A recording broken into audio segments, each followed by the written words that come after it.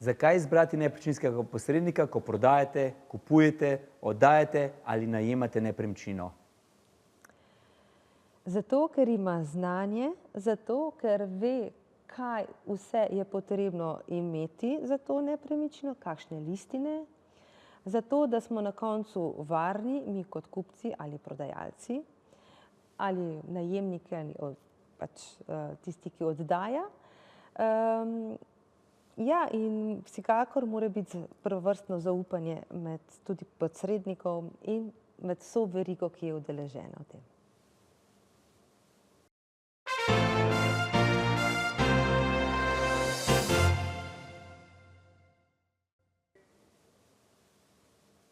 Drage gledalke, dragi gledalci, lepo pozdravljeni v oddaji Moj dom.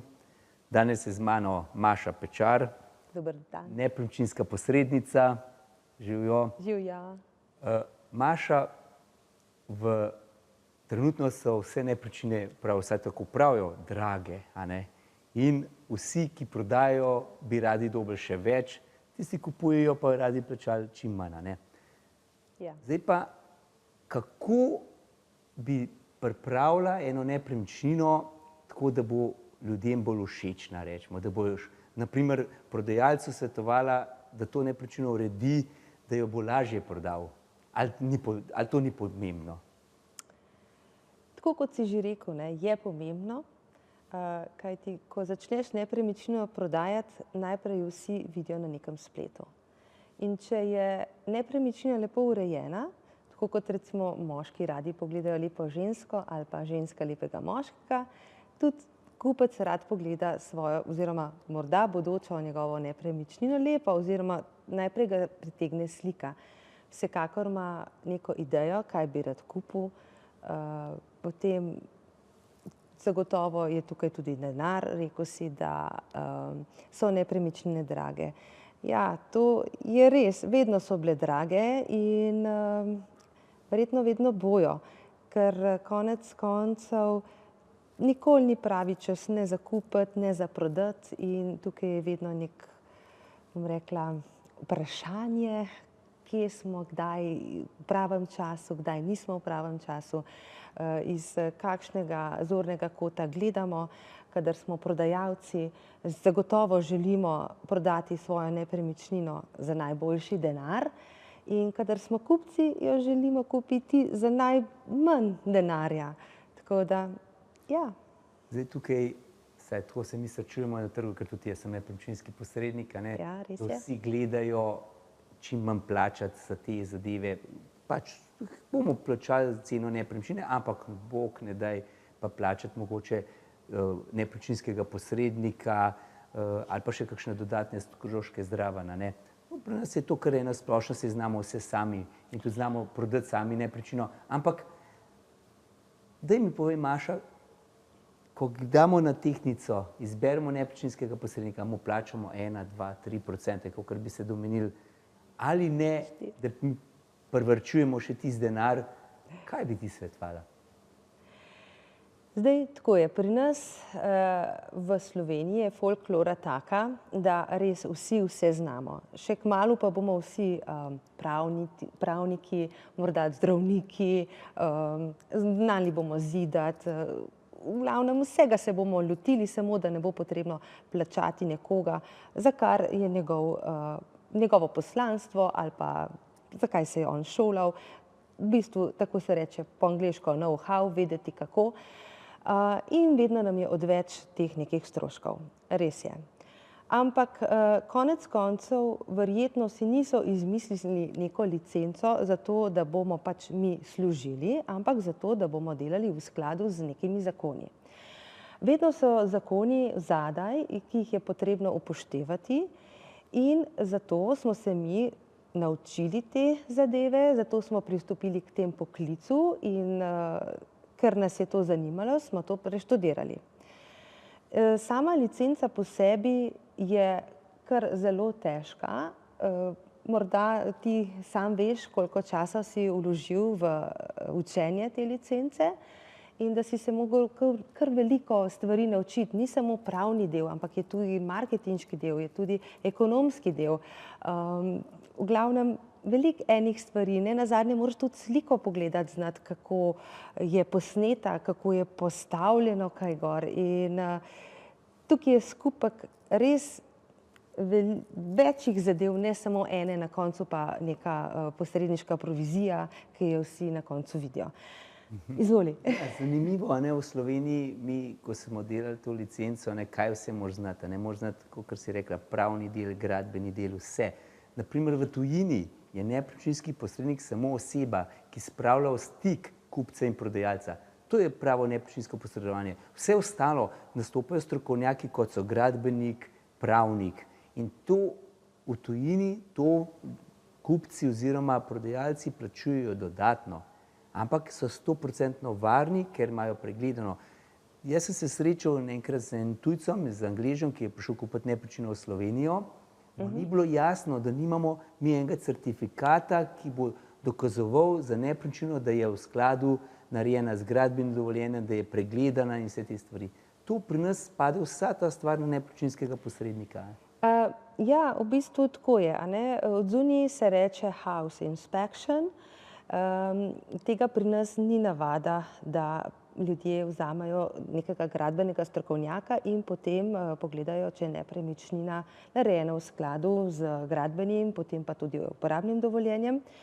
Zato se tudi jaz kot nepremičninska posrednica in tudi moji kolegi postopamo oziroma se povežemo dostikrat z gradbenim strokovnjakom. Seveda to je neko dodatno plačilo, ki ga je potrebno plačati. In kdo to plača? Vsekakor želimo, da to naredi prodajalec, kajti konec koncev je to njegova nepremičnina in prav je, da on odgovarja za to nepremičnino. Ti si pač rekel, da mi smo posredniki, se pravi posredujemo, mi ne prodajamo. Mi smo vezni člen med kupcem in pa prodajalcem. In seveda, ker sedaj po tolikih letih upravljanja tega poklica vemo, kaj je potrebno narediti, potem se tudi lotimo in povežemo gradbene strokovnjake s prodajalci.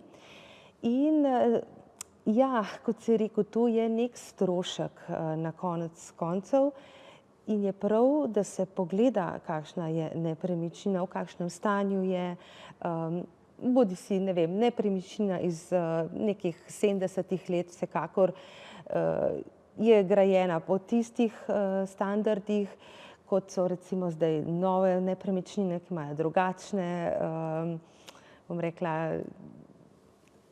inštalacije noter, a ne, ali pa recimo vodovodne inštalacije so bile včasih svinčene, zdaj se da plastične inštalacije za vodo noter.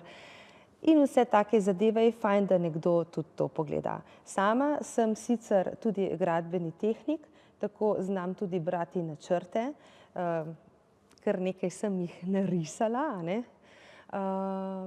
Nisem pa, bom rekla, strokovnjak naprej, a ne, ker v smislu, da bi rekla, to je pa zagotovo tako. Zato tudi jaz sama želim vedeti, kakšno nepremičnino bom prodala in marsikdo, ki pa je nepremičninski posrednik, pa tega ne zna morda sam preceniti. Mogoče imam nekaj več znanja o tem, mogoče mi kakšno znanje malo manjka in je fajn, da to tudi potrdiš z nekom, ki je res strokovnjak in ki se s tem ukvarja vsak dan.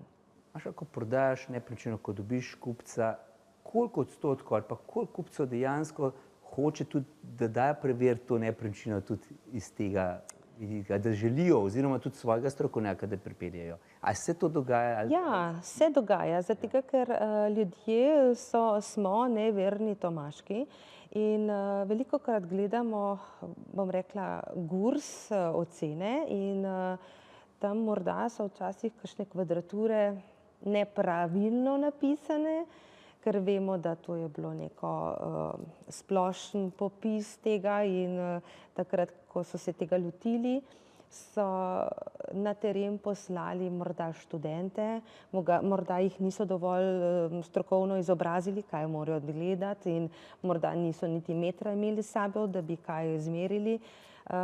Tako da ja, ljudje pridejo tudi s svojim gradbenim strokovnjakom, tako je prav. In se mi zdi, da to ni nič narobe. Zato, ker če imaš eno stran, ki ima svojega gradbenega strokovnjaka, bo zagotovo zagovarjala svoje in tisti, ki kupuje, je prav, da tudi se preveri, če je temu tako. In po mojih lastnih izkušnjah, ki jih imam, se je to dobro izkazalo. In sama vem, da dobro spim in pri svojih letih si tega tudi ne privoščim, da ne bi dobro spala. Ampak tako je, ne, kot strokovnjakinja na tem področju, vsaj če ne drugega na nepremičninskem posredovanju, znaš opozoriti kupce in prodajalce, na kaj morajo biti pozorni. Absolutno, ker konec koncev, oprosti, ker ti padem v besedo, ni, bom rekla, pod črto samo tisti zaslužek, ampak je tudi to dobro dela, veš, da si dobro naredil. In to je pomembno, ker če boš ti dobro naredil, pomeni, da te bojo tudi drugi priporočili za naprej in tako boš pridobival tudi nove stranke in bojo pač verjeli v tvoje poslanstvo, ki ga opravljaš. Maša, predlagam, da si vzameva minutko časa, Dejva. zadihava in, dragi gledalci, se vidimo čez nekaj minut.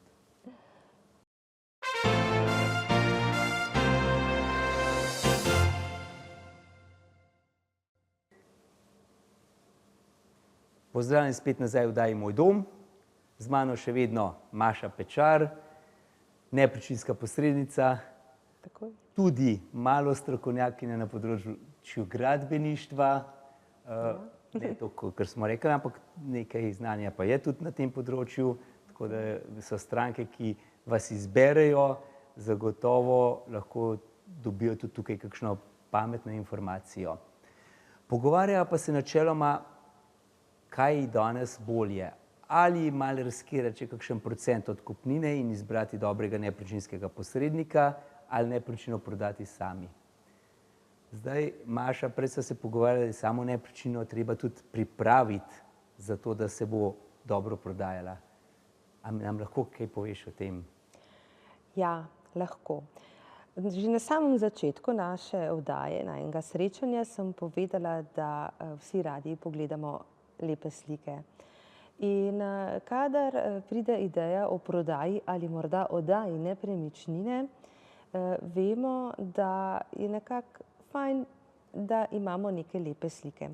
Zato bi toplo priporočala vsem, ki se odločite za prodajo ali oddajo, da z vašim nepremičninskim posrednikom malo podebatirate, kako se tega lotiti.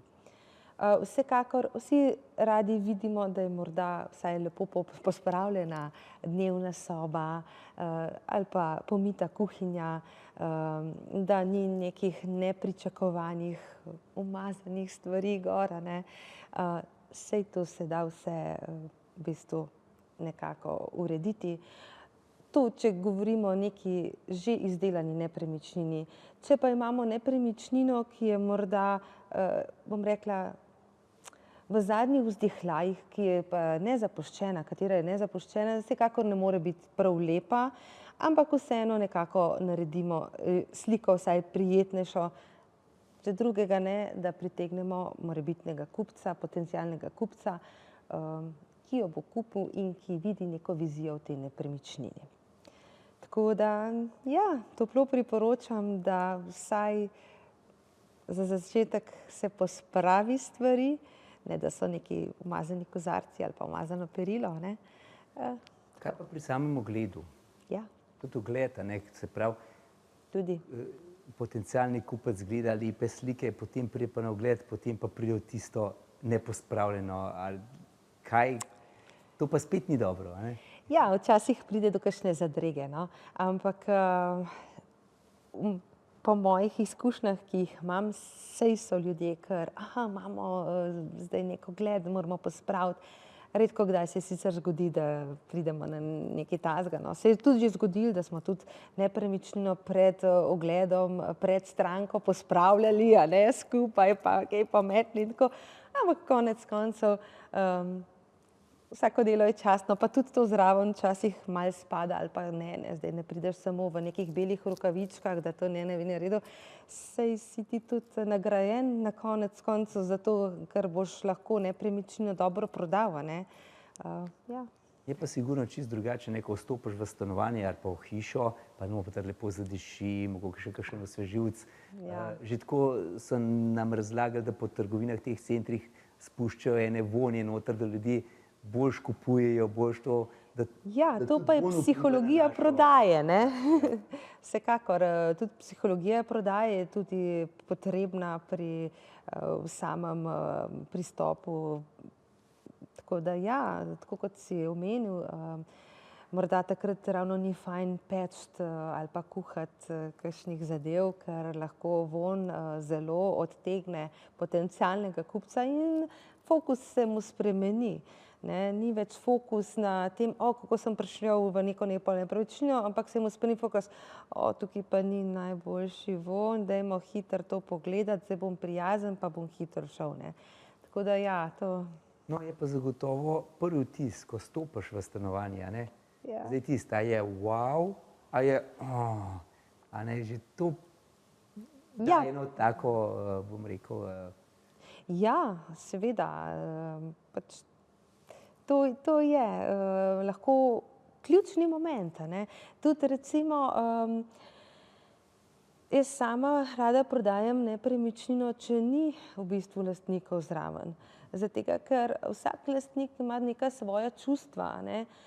Zgodilo se mi je, da smo recimo prišli v nepremičnino, pa je bil prodajalec, bom rekla, zelo navdušen, kako je pripovedoval, kako je on to z vsem svojim znanjem in odločnostjo in spreminjal in potem kaj vse noter bilo. V bistvu to samega kupca res ne zanima, ne.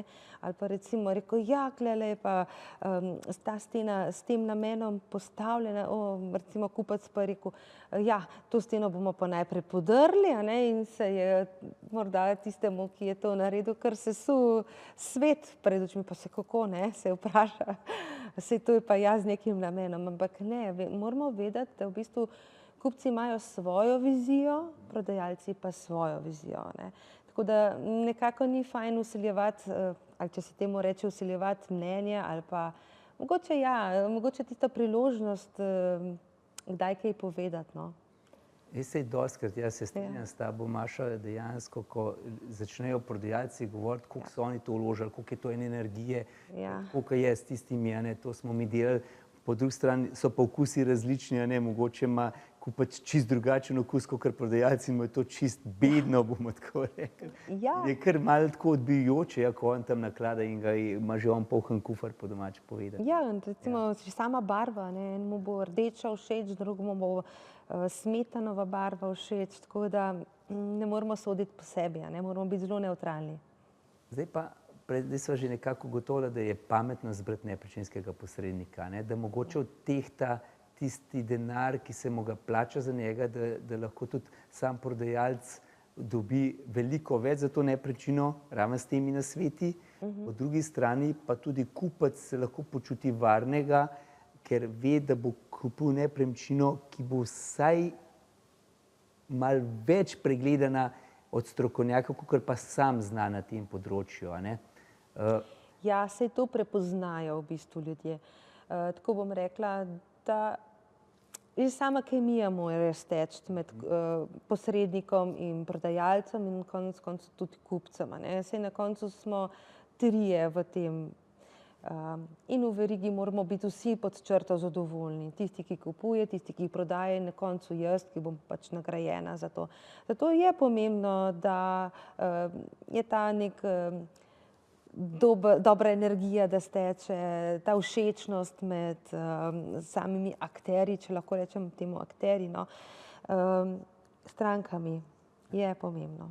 To je ta kemija, po drugi strani mora pa tukaj priti do zaupanja kupca, agentu, ker kaj največ, to so življenjske odločitve, a ne. Sigurno, sigurno. Tukaj se kreditiramo lahko tudi do 30 let, se pravi, za najlepši del našega življenja plačuješ kredit za nepremičnino, ki pa na koncu lahko ni to, kar si si želel, pride lahko do problema, a ne.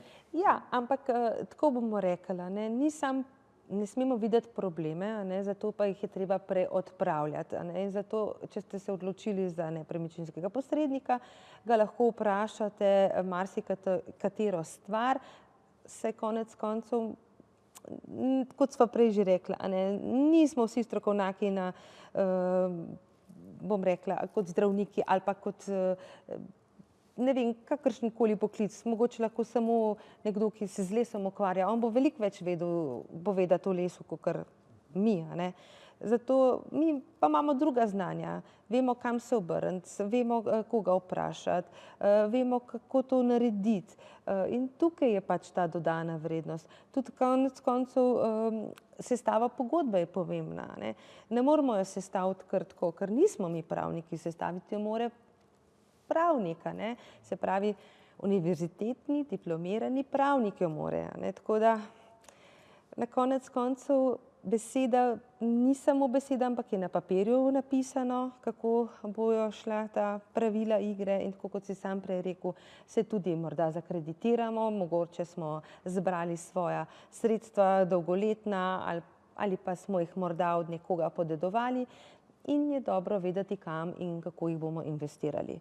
Nekaj moramo tudi poudariti, da tudi sama zakonodaja to zahteva, da ima nepremičninski posrednik zavarovano odgovornost. Tako je. Če pride, mogoče tudi če pride še do kakšne napake, je tukaj zadaj zavarovalnica, katera bo pokrila to izgubo, ta strošek ali kaj takega. Tako, jaz vedno rečem, zavarujemo se zato, da potem tega ne rabimo. In ja, je zavarovalnica, ampak ni bistvo samo zavarovalnice. Bistvo je, da moramo mi vedeti, kako to narediti pravilno. Pravilno, govorimo o pravilnih zadevah. Da na koncu nismo oškodovani in da ne pride do teh škodnih zahtevkov. Slabe volje, a ne? Ne, nihče si tega ne bi privoščil oziroma ne želi, ker zakaj bi imeli nekaj, kar ni potrebno. In zato je pravilno, da delamo po pravilnih postopkih. Spet sva prišla do odmora. Ja, super. Gledalci, se vrnemo čez nekaj minut.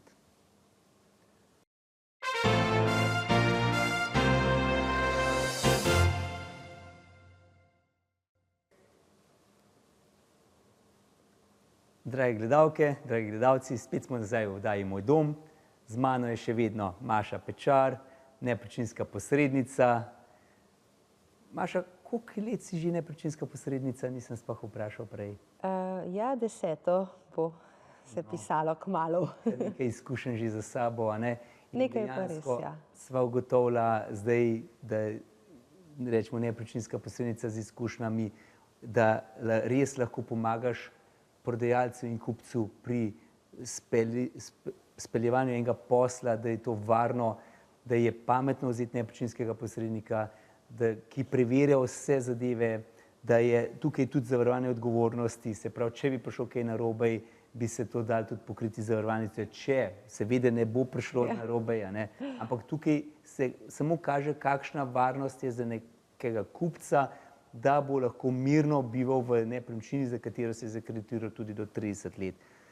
Zdaj pa, Maša, marsikakšen bo rekel, to jaz vse sam znam, a ne. Ampak povej, kaj danes vse, na primer, mora imeti ena nepremičnina, da je praktično sploh sposobna prodaja, oziroma sposobna prodaja je velikokrat, če nekdo pride z denarjem in to plača in ne preverja. Kaj pa, ko enkrat pride do kredita, ki ga mora vzeti kupec in ko začne banka preverjati te zadeve?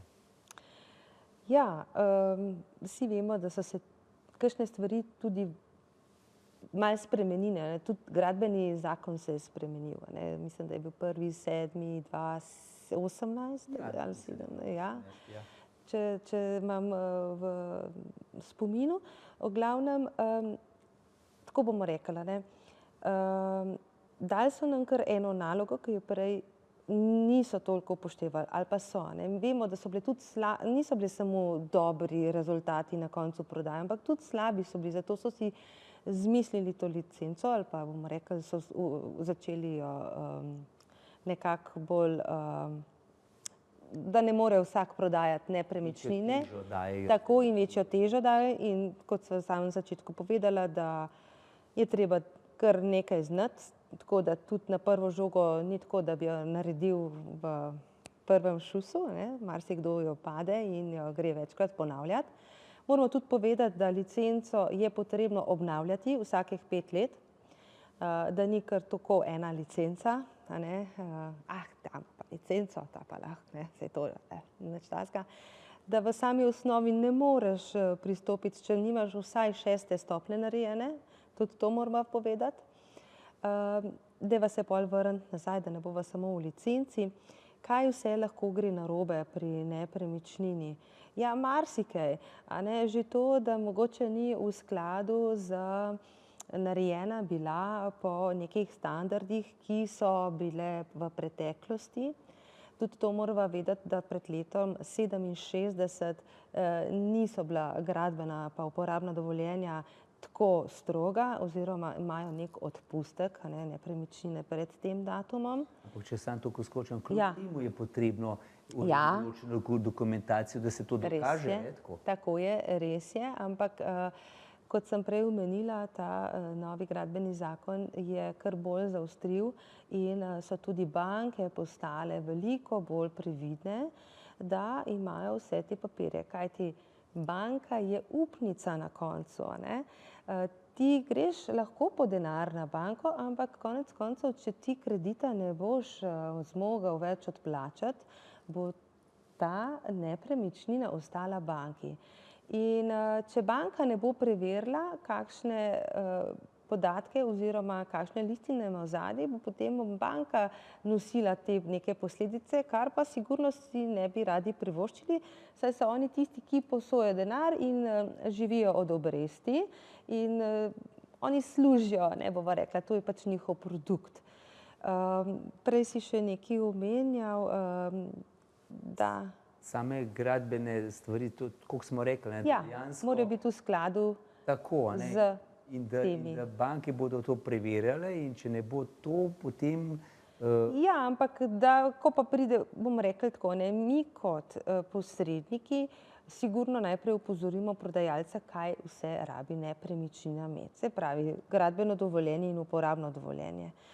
To sta glavne dve, bomo rekli. Ja, prej sem se spomnil, sem hotel reči, da moraš tudi za objekte, ki so starejši, a ne, pod 68 letom, moraš dobiti določeno potrdilo od upravne enote, da ta objekt dejansko je takšen, kot je bil pred 68 letom, da ni bilo spremenjen, a ne. Kljub temu rabiš dokument, ni samo dosti letnica 1967. Ja, res je. In je treba tudi najkakšen v arhiv iti gledati, zgodovinski, in potegniti marsikakšno zadevo ven. Tako da je treba od primera do primera se lotiti zadeve, ne. Ni zdaj pa kar vse po nekem tako imenovanem šimanju ali pa po nekem templateu, če se temu tako reče, da je pa zdaj tako, da je to vse eno in isto, ampak ne, je treba v bistvu vse pogledati, no. Tako kot sem prej rekla, že osnovni papir, a ne, ki ga moramo dobiti, moramo vedeti, kaj se lahko lokacijsko tam gradi, a ne. Recimo, tam, kjer so namenjene, bom rekla, enostanovanjske, dvostanovanjske hiše, se ne more graditi stolpnice, a ne, tako kot se je včasih, tole bomo pa kar zagradili. Ali pa na kmetijskih zemljiščih ne moreš graditi nekaj, kar je namenjeno za kmetijstvo, a ne. Že alarm zasveti, ko greš, pa je to lokacijska, da je tukaj eno- in dvostanovanjski objekti, pa vidimo, da tam nekje kupujem stanovanje v 4-stanovanjskem objektu, se pravi... Ja, tukaj je nekaj narobe, ne. In včasih verjetno inšpektorji niso bili dovolj aktivni ali pa jih ni bilo, jaz težko govorim za nazaj, saj verjetno tudi zdaj je bolj težko, a ne. Ne vem. Mogoče je tudi težava, da sama geodetska uprava ne preverja, ko ljudje spreminjajo določene namembnosti, kaj takega, če je to v skladu z gradbenim oziroma uporabnim dovoljenjem. Ja, moramo nekaj vedeti, a ne. Vsi smo imeli dedke pa babice in vsi so gradili svoje hiše. In kako so se gradile te hiše? Gradile so se tako, da bo pač družina bila skupaj, a ne. In kaj, dedek je naredil hišo in ta hiša je mogoče dobila eno nadstropje, pa potem še kar eno nadstropje, pa se je malo podaljšala za mogoče en balkon, pa se je ta balkon zagradil, a ne. Pa so rekli, tukaj pa bo, ne vem, ne samo balkon, pa dajmo narediti teraso, a ne. In za te zadeve, te pretekline niso pridobivali uporabnika oziroma gradbenega dovoljenja, a ne. Saj so rekli, sej ne bo, sej sosed itak se strinja, ne. Pa so mogoče bile ustni dogovori, pa so bili včasih res, zato ker so si ljudje na besedo verjeli, a ne. Sedaj je tega manj, sedaj pač mislim, da je kar pisno želimo imeti, pa moraš iti na upravno enoto, pa pridobiti vsa dovoljenja, a je to res dovoljeno, a je dovolj odmika recimo od neke meje, ne. Vemo, da vsaka občina ima tudi različne zahteve oziroma različno si tolmačijo, kako so ti odmiki in tako. Tako da tukaj imajo v bistvu arhitekti in pa tudi pač gradbeni inženiring kar veliko stvari za preveriti, ne, če se tudi tega malo dotakneva. In dobro je vedeti te zadeve in kot posrednik moraš znati to prebrati oziroma ali pa vsaj vedeti, koga vprašati, da bo dobro, a ne. Tako kot si prej omenil, da je lahko iz dvostanovanjske hiše postala tristanovanjska hiša, ta hiša sigurno ni več v skladu z nekim uporabnim dovoljenjem ali pa z samimi prostorskimi plani, a ne. In potem se mora komunalni prispevek pač tudi nekako doplačati in ja, tako da tukaj treba je ogromno znanja potrebnega pri taki zadevi. Sej jaz pravim največkrat, sej v 10, 20, 30 primerih gre vse lepo skozi. Kaj pa, če sem jaz tisti 31, ki pa to ne bo šlo, a ne? Ja. Pa toliko denarja sem vložil v to. Mogoče lahko tudi tako rečeva, ne. Marsikdo pristopi tudi delati licenco, ker vidi na koncu, kako bo lahko dobro zaslužil. Ampak se ne zavedajo mogoče teh posledic in se primeri končajo na sodišču. No, tega recimo sama si ne bi privoščila. Prvič, imaš določen ugled, veš, kaj delaš, lahko pa se zgodi vsakomur, a ne. Tako da ja, se zgodi, ampak potem je treba tudi to nekako, ne se vojskovati, ampak se nekako normalno, bom rekla, dogovoriti. Pa probati urediti zadeve, mogoče tudi s kakšno legalizacijo možno. Sej danes imamo tudi ogromno enih vzvodov, kako se to uredi, ampak kljub temu, Maša, bi rekel, najverjetneje je najbolj varno za vsakega kupca, ki se odloča, to življenjsko odločitev, ko sprejema, da zato vzame enega strokovnjaka, kateremu bo ustvaril eno zaupanje z njim in skupaj bosta pripeljala en posel do konca. Prišla sva do konca tudi midva, Maša, tako da hvala za obisk v studiu. Hvala vam. Gledalcem pa hvala, ker ste nas gledali. Nasvidenje.